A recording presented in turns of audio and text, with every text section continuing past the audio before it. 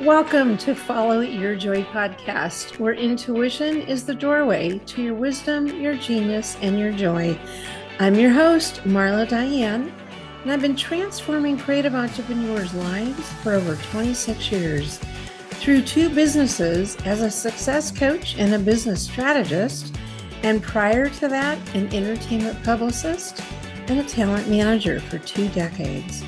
It's time to make joy your inner GPS for life and business decisions rather than lean on your logic and reason first. You'll not only be following what is most authentic to you and for you, but you will live the beautiful life that's meant just for you. You'll come to learn that following your joy is a life and a business strategy. Listen in for inspiring entrepreneurial stories and solocasts that illuminate how by trusting your intuition, you'll create a fulfilling result. Want to learn how to access, trust, or up-level your intuition? Join me in the conversation to find out how.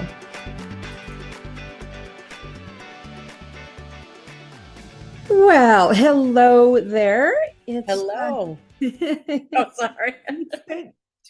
Hey, we're going to have a lot of fun, everybody. Wait. Nina's awesome. So it's 11 days into the new year.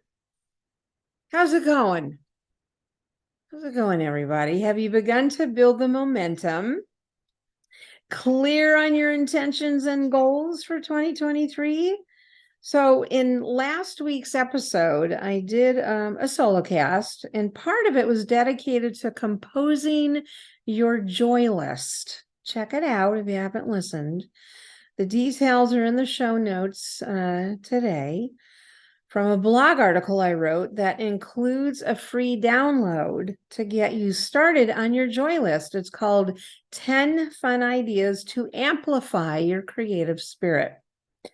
So the message here is, as we're almost halfway through January, is commit to more laughter, fun, adventure, high vibe living. And let's stop making things so darn hard, right?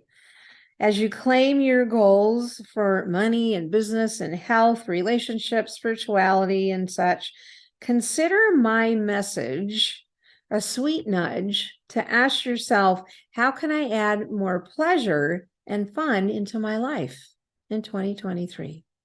Should be kind of an affirmation sitting on your bathroom mirror.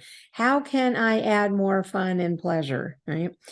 So your answers to that question, that's your joy list. There it is. All right. So I am delighted to bring on our next guest. We have nina-addeo. Nina-addeo, and she's the owner of I Do Wedding Marketing. She's brilliant at being creative in many ways. And, 2 things that stand out, because I kind of know her, is her humor. It is definitely one of her genius zones, part of her genius zone, and writing, which she's going to share with you a little bit about. Her most important desire at this stage in her life is to be a published author about a very unique topic that she's going to share with you. And she not only brings her genius zone magic to the wedding industry, specifically venues on the East Coast in her region of Long Island, and more, that have multiple locations and a family legacy to uphold. But she also loves Disney, wrestling, and her cat, Buster. Oh, yes. I love it. So welcome, Nina. Thank you. Thank you. You're welcome. So before we start, I always like to share with the listeners how we met, how we know each other. And that is, it's only been since August. Yeah, crazy. It feels longer, no? Yes, it feels like it was this time last year. A year, right? I know. So much has happened since August. So, yes, it was August when I was one of 50 speakers in Margot Frazie's Wedding Summit series. It was the summer edition, actually called the Growth Edition. And Nina watched my training and signed up for a discovery call and then enrolled in a 90-day entrepreneur success program. And let me tell you something, in 3 months, this girl has knocked it out of the park, owning her, worth much more, attracting several new clients and 3 speaking gigs. Hello. One of them being the Wedding Summit series that's coming up in February. Awesome.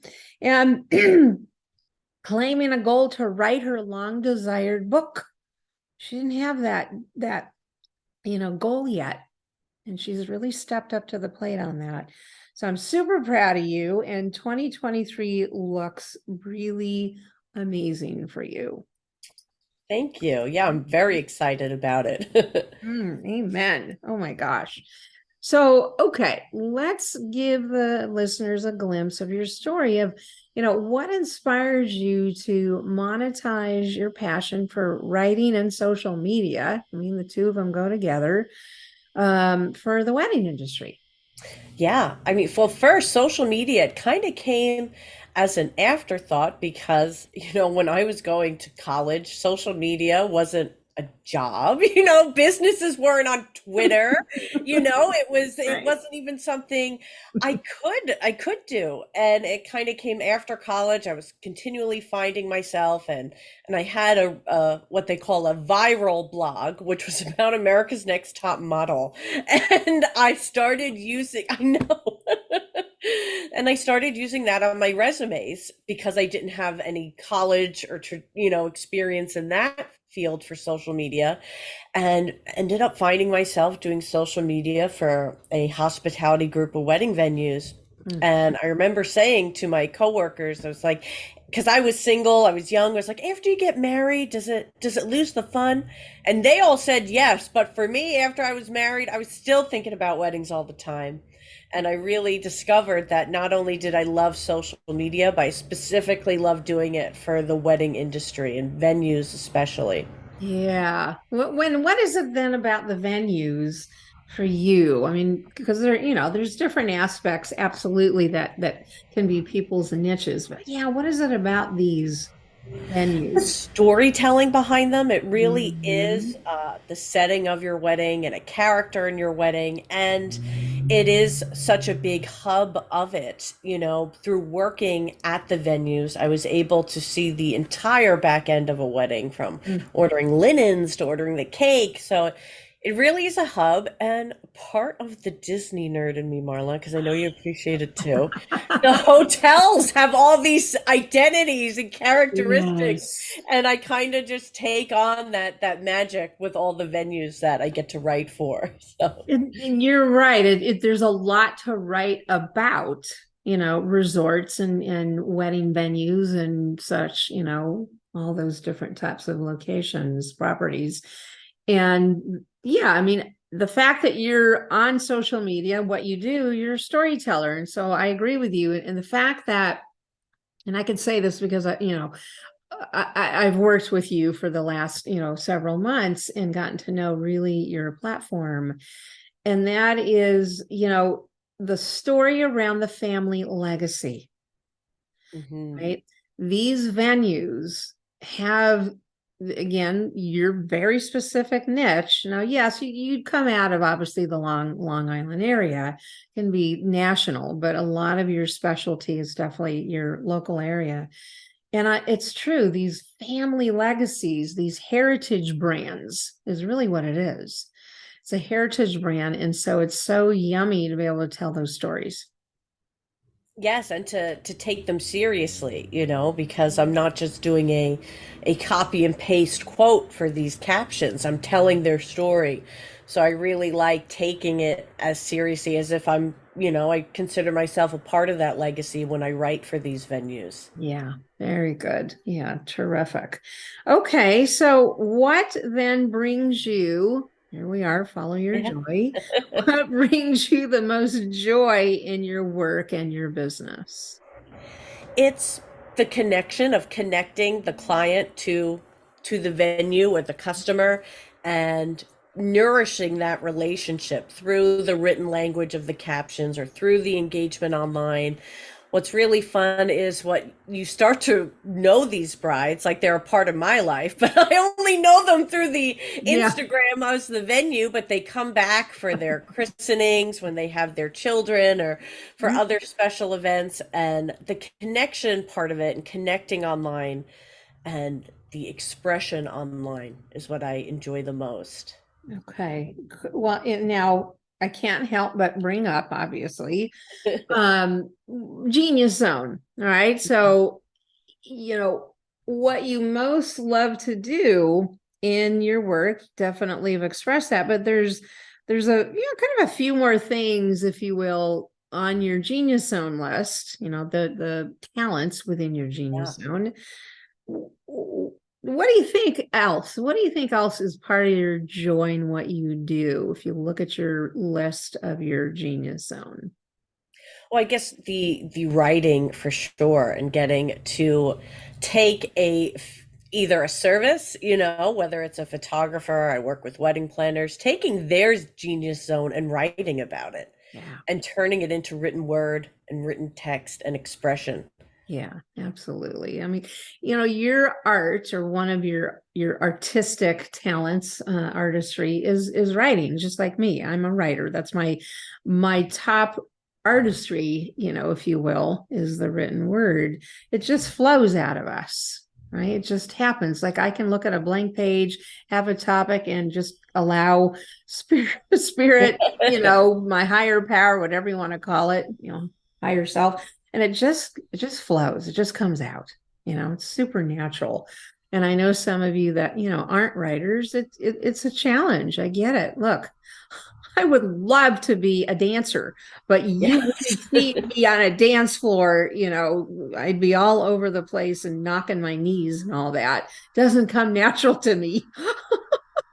As far as a professional dancer, I can get on. Yes, yes. No, I Yeah. I mean, it just same for amazes me. Yeah.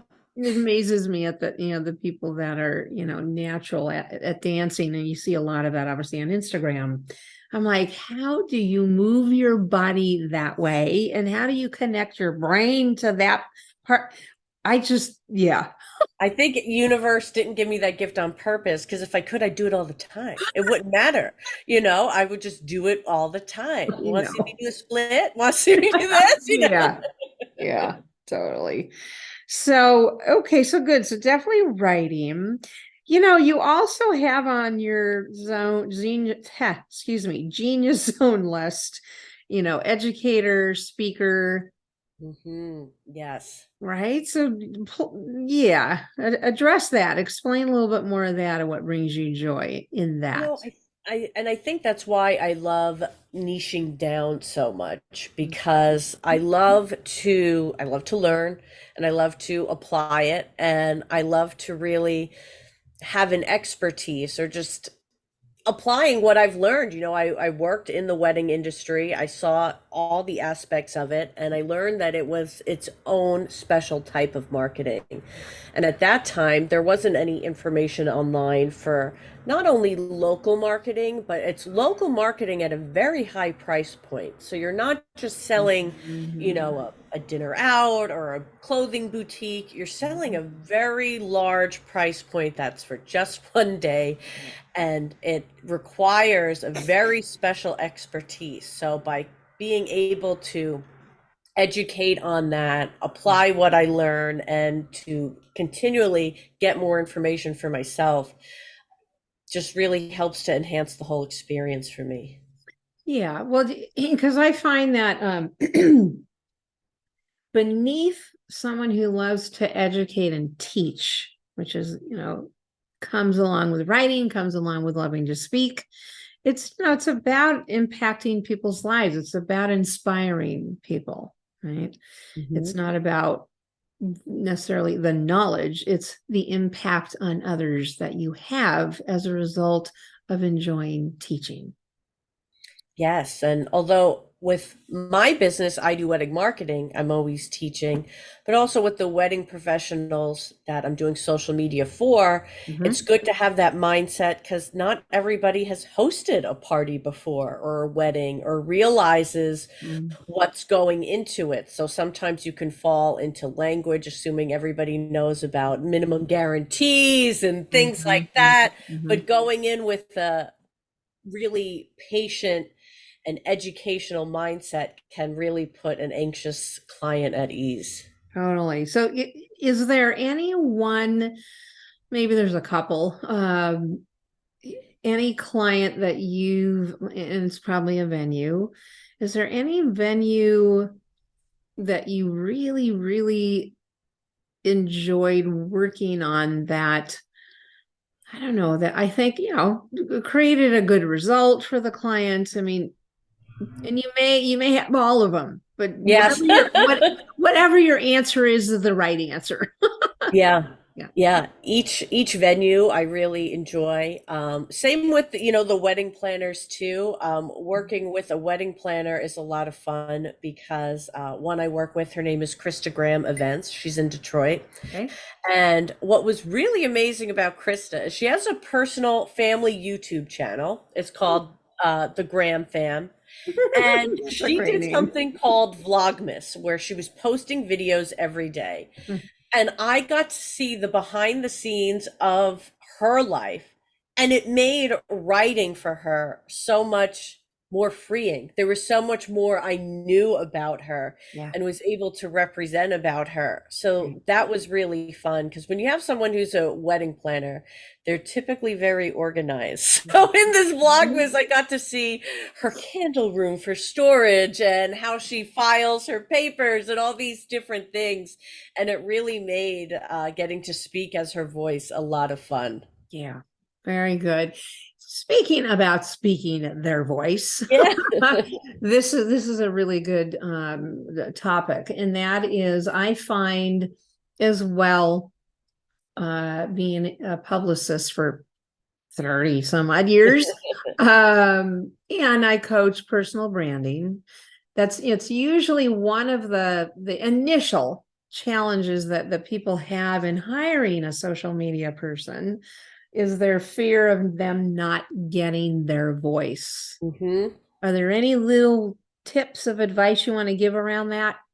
Absolutely. Good, So good. first off is to know that it's okay to let people in and to try this. I know especially for creatives, it's so hard to trust that somebody else is going to capture you. And the first thing you have to do is really allow your social media manager or whoever you're outsourcing to allow them in, allow them to get to know you. I know with my clients, I like to kick off, especially for someone like a wedding planner, where the persona isn't the venue, it's you. I like to do an Oprah interview so I can really learn all about you. And it was actually Krista who once said to me, as I was reading the content calendar, it was like you were inside my head.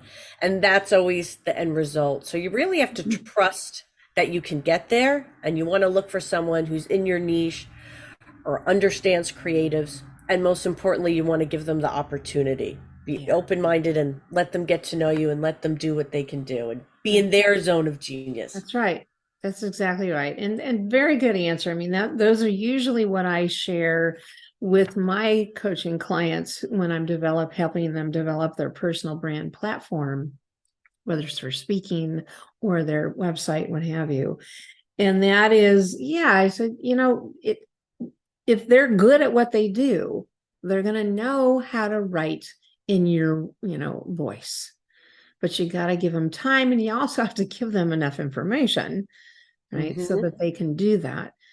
All right. So yes, it is a talent, in the writing that that's where your expertise is kind of golden, is knowing how to do that. So yes, I agree. Everybody with Nina is that don't be afraid, don't hesitate. They will absolutely, get your voice and do it quite well. In my own experience over the years, I mean, yeah, my team, when they do write certain things for me, I tend to write a lot of things because I'm a writer. It's easy for me. It's just much, much more easier to just get it written on my end. But yes, is that they learn to write the way I write it. It Yeah. didn't happen overnight. Didn't happen Yeah. overnight. I always encourage to either send feedback or send your favorite accounts or profiles. So this way, that helps me to understand too. And it gets me to a point where I'm doing social media as method acting, where I Yes, become, who I'm yes, representing. And, very I stay much. in that zone. That's a very good point. It is like method acting, right? You're taking on someone else's, tonality, right? Taking on someone else's, if you will, personality. That's what it Yeah. is. Okay, very good.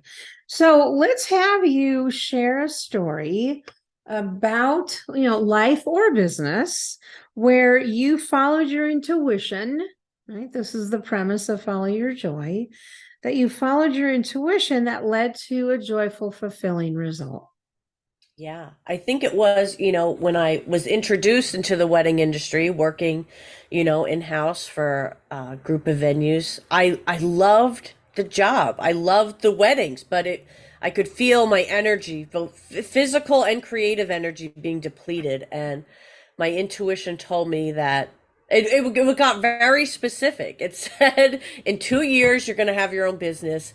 Take another job that doesn't require your creative energy, and and do this thing. And I can't believe that when looking back on this, I'm like, wow, I did it. I would go to this. It was a great job, mostly numbers. And then Hmm. sometimes right after the work shift ended, I'd be taking calls for I Do Wedding Marketing in my car because somebody needed an early appointment and couldn't do evenings. But I would work all day at that job and then work on my business all night. And then it was at the start of 2020 that I went full time. So you were in that numbers job for how long? 2 years? Yeah. 2 years. Okay.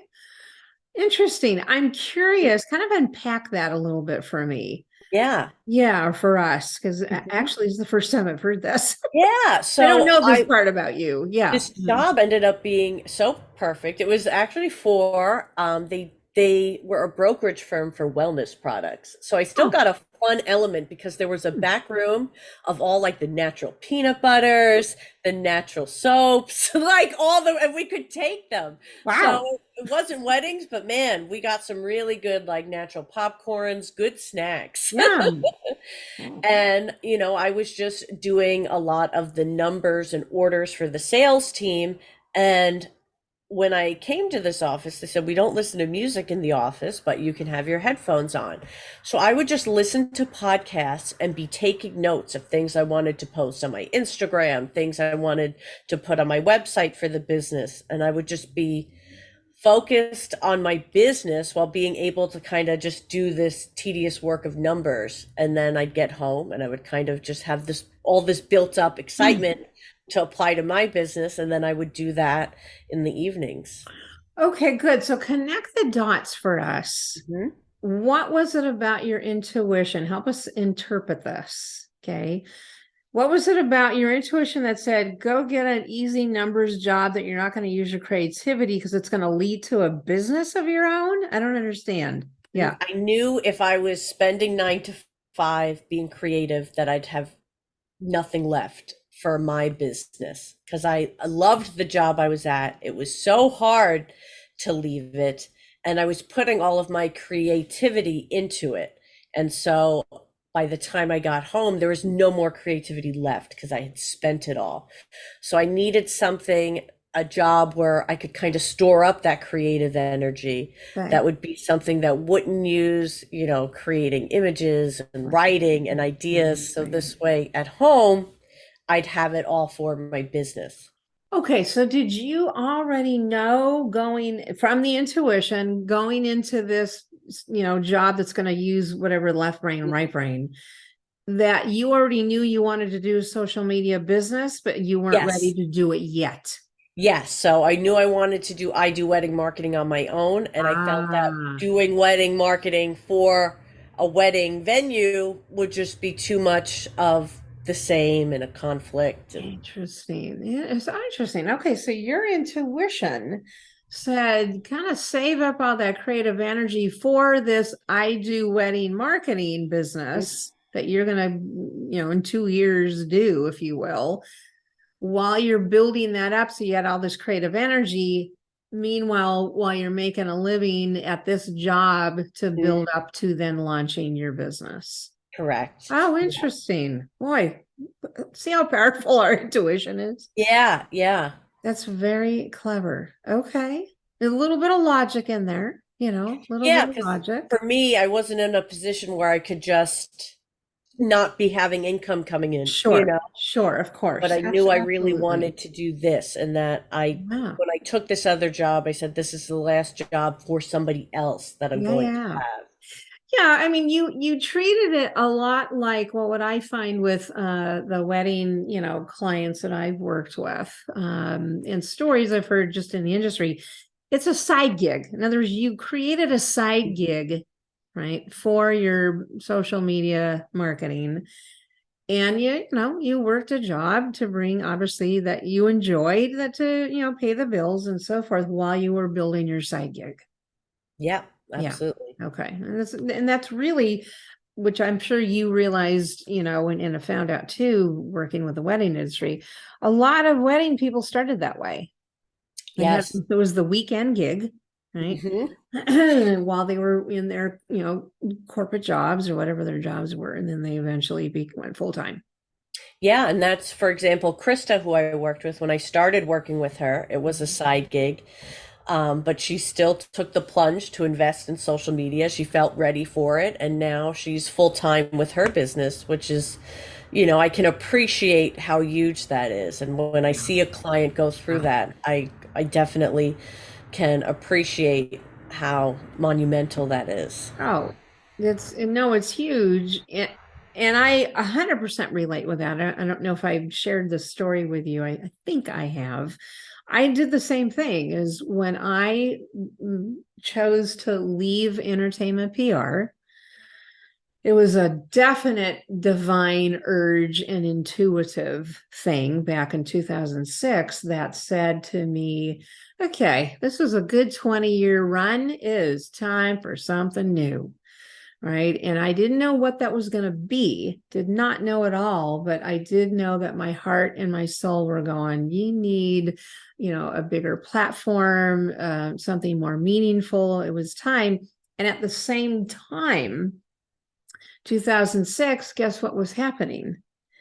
Everything was evolving and changing. And Hmm. the PR industry was moving into this thing called social media that nobody knew what the heck was. Yeah. Right? You remember MySpace, right? Yeah. Oh, yeah. Right. There was MySpace. There were people starting. I had clients, PR clients doing blogs. I'm like, what is a blog? So the point is at the same time, I got this intuitive hunch to, okay, move on. Everything around me was evolving and changing. And I went, I need to reinvent myself. There's a lot of change going to happen. I better be ready. And so, yeah, so when I finally found, it was about a year of discovery and trying to figure out what I wanted to do. Long story short, was on a teleclass. There was no Zoom then.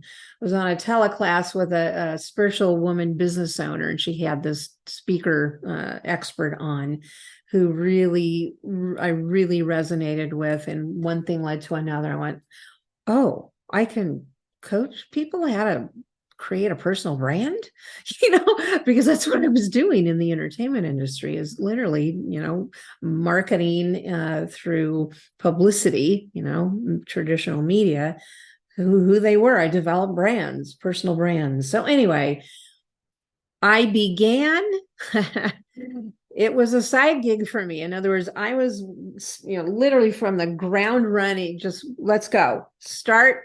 Okay, show me what to do. How do I do this online thing? How do I, do an online coaching business? Had no idea how to do it in 2008. But what I did is I made myself a promise, just like kind of like you and all the other ones we're talking about. When I started, I said, within 15 months, I am going to be full-time in this. And I did it as a side gig while I started from scratch. I was working 2 part-time retail jobs, right? One was a yoga studio and another one was a woman's, fitness retail store.